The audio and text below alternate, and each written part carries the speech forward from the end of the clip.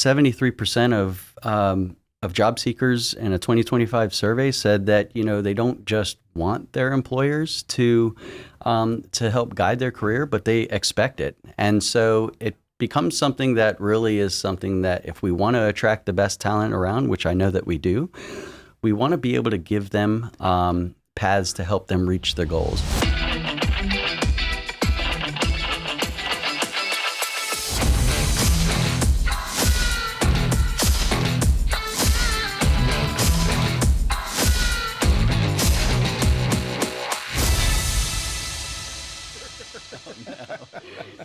Well, I embrace it. So. Embrace it. Greg Faucher, welcome. We're proud to have you with the firm. Wanted to take a little bit of time to really discuss kind of your mojo, where you get your mojo from, what you think you can do to help support us. You have a big fancy title, Vice President, Operations and Delivery. So it's a lot to get out, but I want to ultimately through this conversation learn to personalize that and dig out in there how we can create actionable things for all of our staff to learn and grow. Indeed. So excited to have you here. Really want to know what I don't know. I have a million questions I want to ask, but one in particular would be, where did you come from and how did you get here? Gotcha. Well, by the way, it's an honor to be here. So thanks for having me. I literally came from Jupiter, Florida, though. Jupiter, Florida is a real place. I am an architect. I graduated around 2004 and started my career in education, K through 12. And, if you know education environments, it's very like process oriented, very government agency kind of stuff. So everything there was very methodical. And so I did that for a few years, went into higher education after that. A little more creativity there, a little more depth of, field, was working on a vivarium. So vivariums are, the study of small animals. They have quarantines and all that stuff. So architecting some of that stuff was kind of interesting. And then shortly found myself into a Fortune 500 company called Toll Brothers. And Toll Brothers really opened my eyes to what I think I maybe strung a chord with me in terms of my process-oriented passion, I guess, maybe we'll call it that. It really opened my eyes because I had found out that they really invested in themselves, and they ended up creating like a robotic factory for building their homes. They build homes all throughout America, and one thing that was really cool to me is that they actually invested into that robotic technology way before robotic technology and all this stuff was, popular and fun. I totally like country before country was cool, without a doubt. And they built it in a way that was really efficient. They they had the robots building these homes in reverse order. So by the time they put it on the truck, the first piece they took off was the first piece they needed to put down. So the whole the whole process was kind of thought through, and I just thought that was really neat. They also developed their own software between their sales centers and their architecture and construction teams. And so to me, it, like I said, ignited a little fire in me that I didn't really know exists about investing in, in themselves, investing into process and watching how efficient that played out. I'm sitting here thinking about this. That's the resi side of the business. You at some point jumped the shark and you went to the evil empire, which is retail, which nobody likes retail. Retail's too, it's too simple. It's no fun. It's too repetitive.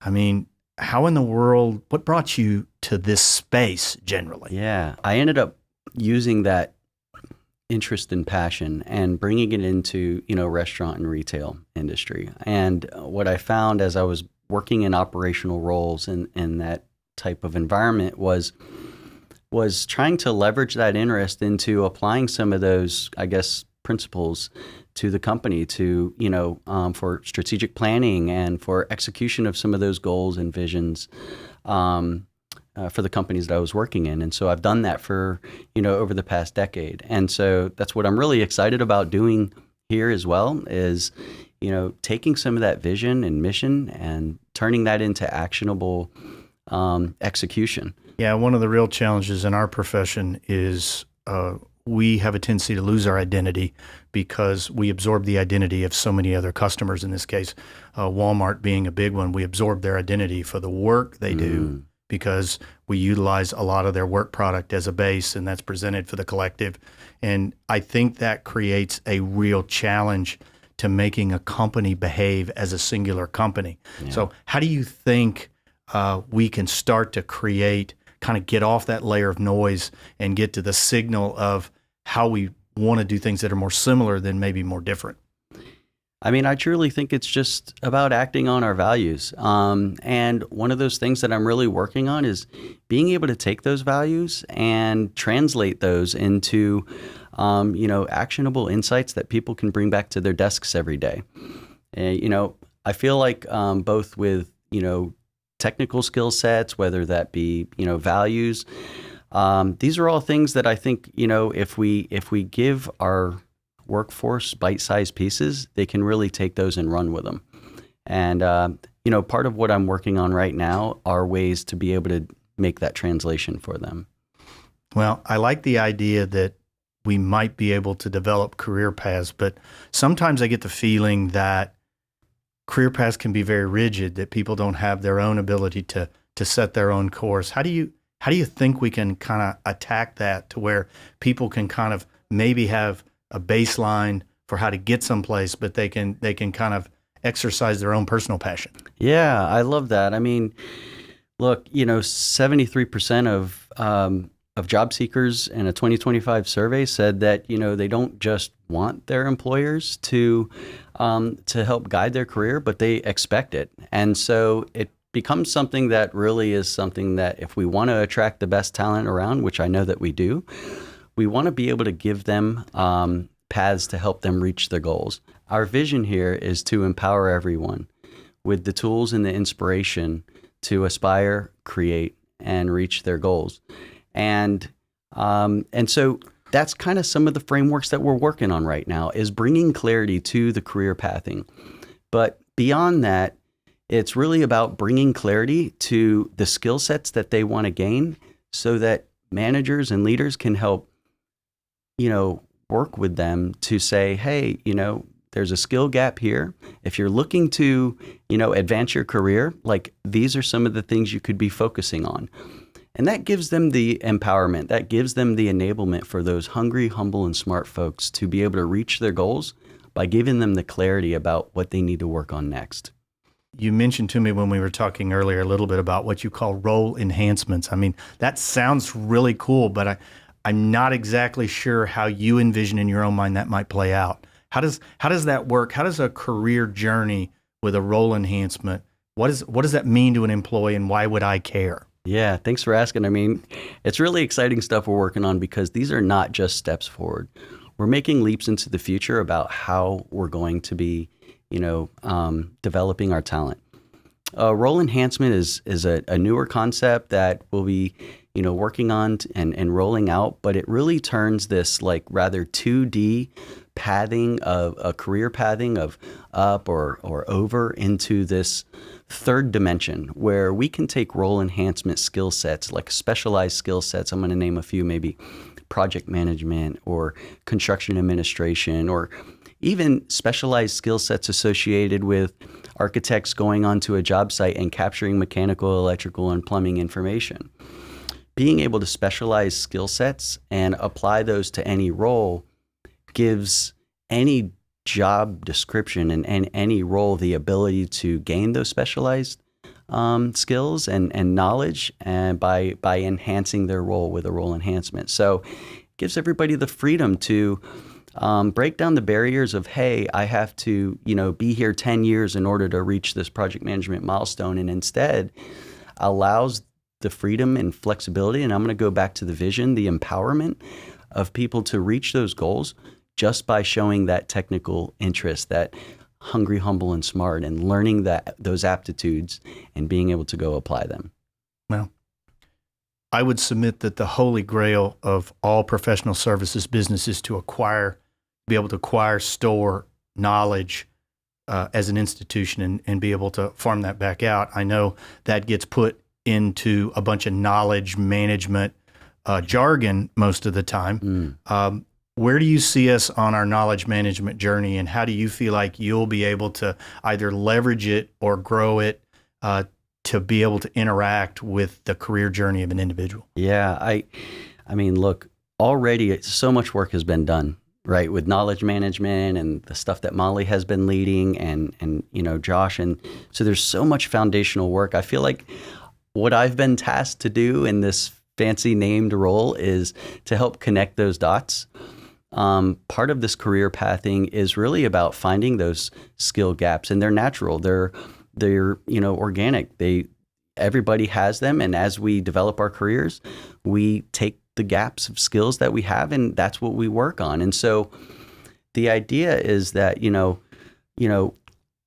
as we have clarity about our roles, and then we have clarity about where our skill gaps exist, we now want to have performance reviews with substance to talk about where do those skill gaps exist, and start applying the knowledge that we have in our database to those to help accelerate the technical skill sets that we have here. And so that's really the end goal, is the investment in people, but giving them the clarity to be able to grow at the speed that they're comfortable growing by helping to identify those skill gaps and then allowing them to kind of pick up and run with them using the knowledge that we already have.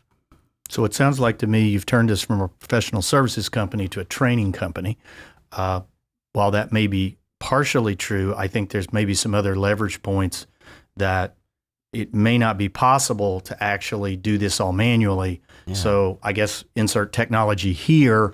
Yeah. Maybe how do we start to think in terms of what we need to do both technologically and what we need to do in this people process growth? How do all those come together, do you think, 3 to 5 years down the road? How do you see it coming together? Yeah. I mean, first and foremost, connecting those dots, it's about pulling together this framework into what I call a talent development life cycle.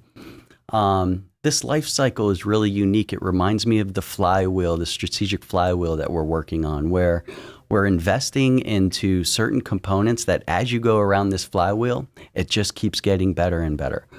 There was a survey done by Gallup that said that 85% of people who have taken performance reviews say that the performance reviews in the past have done very little to motivate them into growing their career.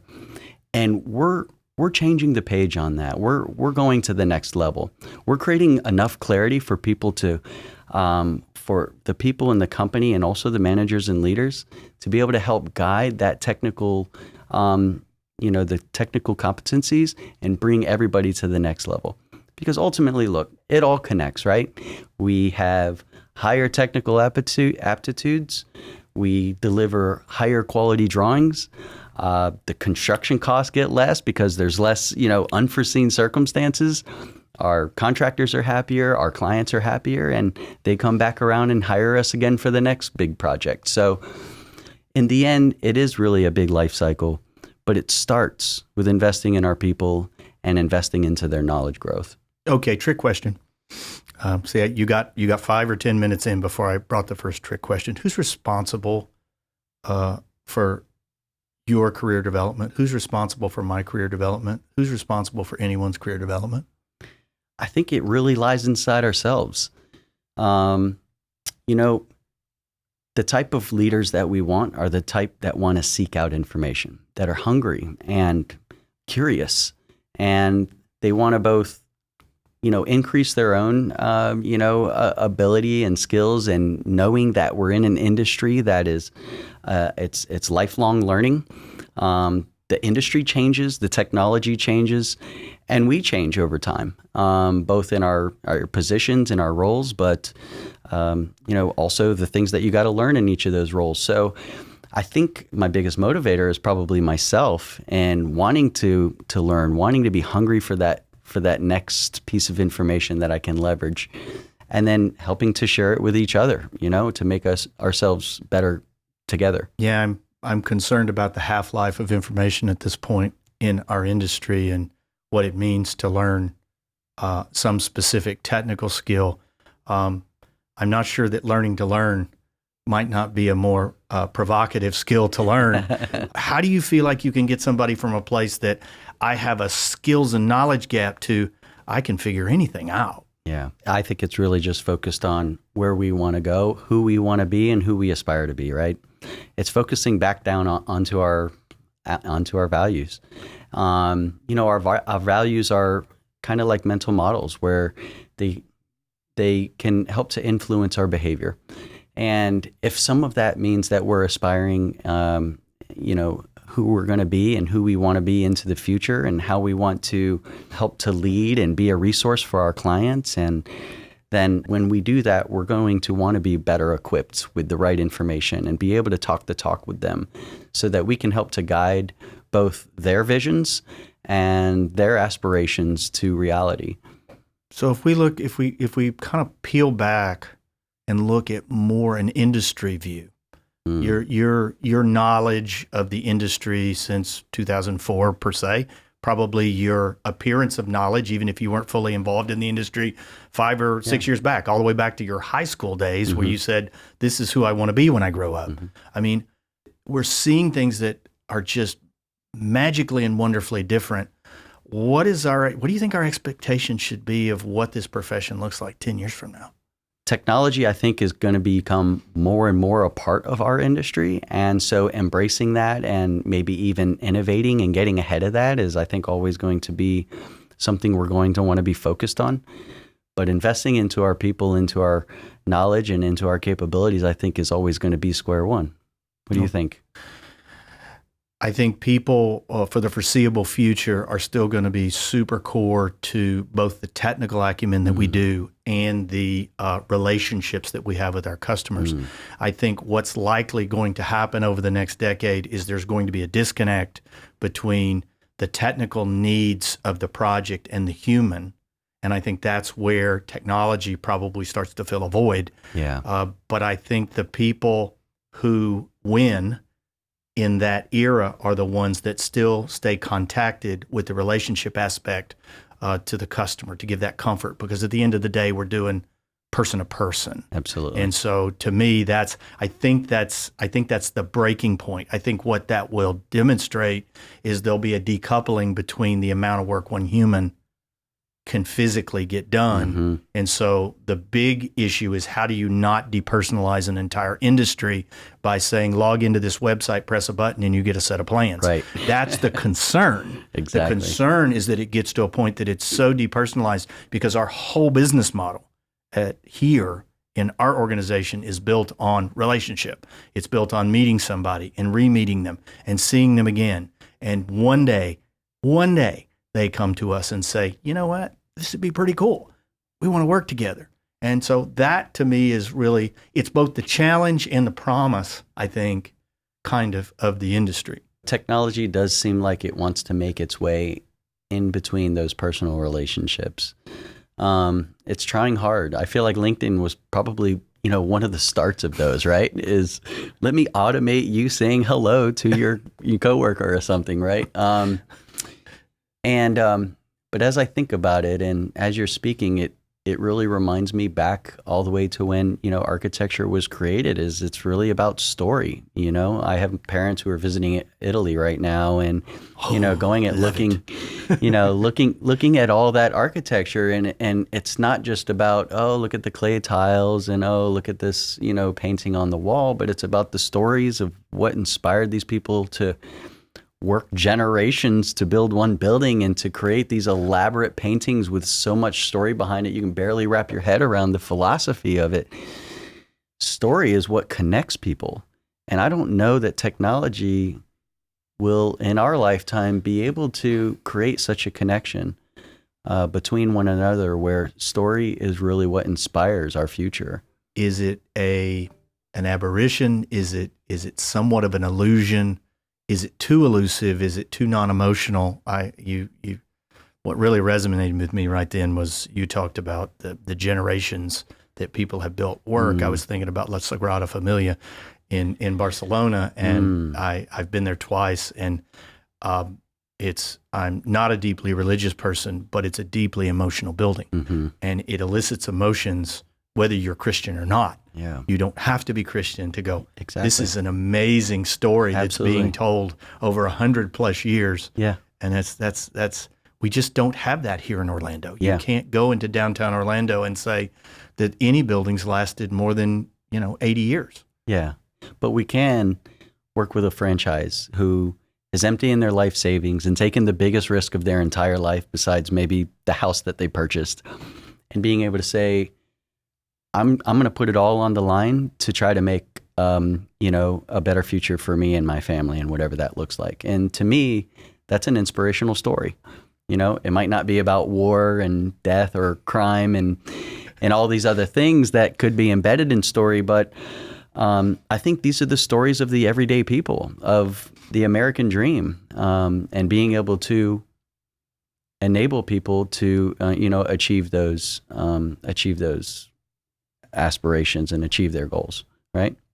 So I always grew up wanting to do certain types of work. I never really achieved the things I really wanted to do in my career. I guess I was a little more predisposed on the operations side, and maybe you as well. I mean, it feels like where your career's drifted. Was there ever a building type you just really wanted to be able to do that you felt like you didn't get to do? And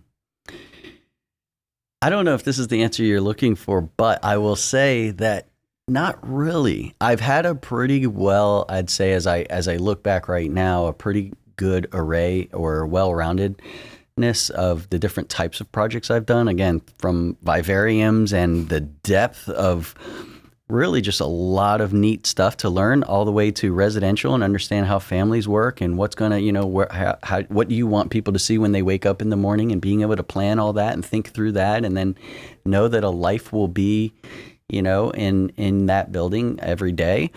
I've seen a pretty wide array. I tend to joke around with people when they ask me that question, who's not an architect. I know you're an architect, but, they're like, what type of buildings do you love? And I say, it's funny because for centuries, we've been working with the same building materials. It's concrete, it's wood, it's steel. And while we have new technologies that emerge and we layer those in, lots of building types can almost be similar. The codes apply, health, safety, and welfare of the people who are in them. And so it's kind of really just enabling the people who are in it, what type of business they're trying to run, or what type of experience they're trying to provide to people. And so I guess from that aspect, it's maybe a little,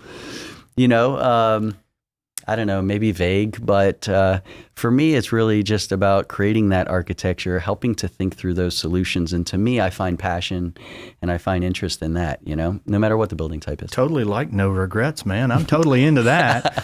No big deal. Hey, in a previous podcast episode, though, we had talked with one of the leaders of FMGI. It's a contracting firm. We are involved with them because they have acquired a bunch of effectively 3D printed building equipment, and we're doing that for one of our largest clients, and we're just getting exposed to that. Yeah. Do you feel a connectivity between what we're seeing in the profession with technology? Do you ever think we'll just hand our drawings over and watch machines build them? Never. I mean, at least never as part of the creation process. I mean, is it possible that, huts or maybe these, smaller housing or maybe emergency management type of buildings can be constructed quickly? I might even lean on I hope so, for recovery and for the health and safety of our communities. But when it comes to creating buildings that are intended for longevity, I hope that it's not something that we're just handing it off, I feel like our architects and our engineers and the knowledge that we have support construction. I mean, we support them to make better decisions and to help to align that vision, the original vision, all the way through to the construction. So is a machine or an AI going to be able to interpret that in the same way that we can? I don't know. Maybe eventually, but the machine won't appreciate the story like we will. I guess, no, that's probably pretty true. I would think so. So obviously, I sense you have this wonderful philosophical attitude toward growth and development. and how to activate a career. Obviously, the technology side of this is something you're going to have to kind of interface with. Yeah. How do you create the appropriate balance maybe between what a person needs to learn from a technological point of view and what they need to learn from a critical thinking and emotional point of view? Yeah, I think it's applicability, right? I mean, we do have a moving target. I remember when I was first hitting some of the architecture firms, right? They were still uncomfortable, like with AutoCAD, and AutoCAD to me, the way I described it was it's literally a digital version of hand drawings. It's just you push a button to draw a line as opposed to picking up a pencil. I mean, it was still very much that manual. I feel like what that technology brought to us was the ability to, external references and the ability to copy, because that was easy. No, what it brought to us is it brought the death of a really good set of drawings. Yeah, that too. That too. Because you could copy. It True. made the structure of drawings instead of representative, it tried to turn it into anatomically correct. And I don't know that was the best day for the profession. Yeah. But think of the days that you would not draw every section with every single block in it because you did not have time. Yeah. You would draw 2 lines and you would infer that blocking, and you would take and you'd note one of them up and the other 3 would not be noted because you had the geometry and the representative geometry to say, we know what that is. That's right. You've already called it out. You don't need to call it out 22 times on 17 sections. So no, there's a bitterness. No, you're right. There is a bit of a bitterness with You're me right. with that. Yeah, and you're right. I mean, that challenge exists very much so today. I remember just recently I was working with somebody who was very fluent in using Revit, and as we were conceptualizing, I'm talking bubble diagramming a building and its program, the first thing they went to in Revit was these, boxes. So everything was automatically square or rectilinear. And I stopped for a minute after we spent, I don't know, probably a half hour to an hour. And I said, oh my gosh, look how rigid this looks. We need to get this out of the technology and back onto paper, because I feel like we're unintentionally being forced into this, this box, right? And that's never the intention. I think that's kind of what you're speaking on, is we don't even realize that it's guiding our hand. Yes, maybe, yes. Guiding our hand is one way to put it. Yeah. Forcing your hand could be maybe another. I know there are people who have done incredibly sculptural things with the technology, but I'm not sure if Frank Gehry envisioned the Disney Music House in L.A. On a computer. I think he probably wadded up a piece of paper and threw it over in the corner and said, it's kind of going to look sort of like that. Yeah. But that to me is a real opportunity for the profession and a real opportunity for technology to not be required to embrace that in order to use it. Yeah. I think the really intriguing technologies is some of the image generation AI that we're starting to see, and the ability to physically prompt for a solution, maybe not a full design solution, but for a feeling or an emotion or for inspiration. So I do believe there's going to be great applicability, I think, in that. If we could do it anyway, how would we choose to do it if we weren't tethered to reality, the reality of how we have seen it done in the past? Yeah. And I think that is a really difficult marker when we as architects are supposed to embrace the past, embrace classics, embrace classical architecture, embrace that proportion, that form. And so to be able to somehow honor it, but yet break the rules is really kind of cool. Yeah. It's kind of like, just one little twist. That's right. Architecture is supposed to be a reflection of our times. So whether that means technology and but it still means creativity, and it still means that boldness, and it still means what can we take from what we know right now and make a really powerful, fun, exciting, future worth living in. I think that is all part of it. So we have established that your job description is to rule the world. But we have to start somewhere. That's right. You have to start somewhere. Yep. And that forces us to get down kind of, if not on the head of a pin, in a place of action, in a place where you can be actionable. Kind of describe where you think that place lives. I call it translation. I think it's a place of starting with where we want to go and having clarity about that, and then being able to, empower and enable our workforce by giving them a translation of our values. What is the first step into fearlessly owning it? When you go back to your desk. So I feel like that's the starting point is that translation, that the leadership's support and being able to take something that may feel nebulous or something that may feel unknown or even uncomfortable and bringing that into tangible, actionable value. Like this here, if you do this, this will help you get there.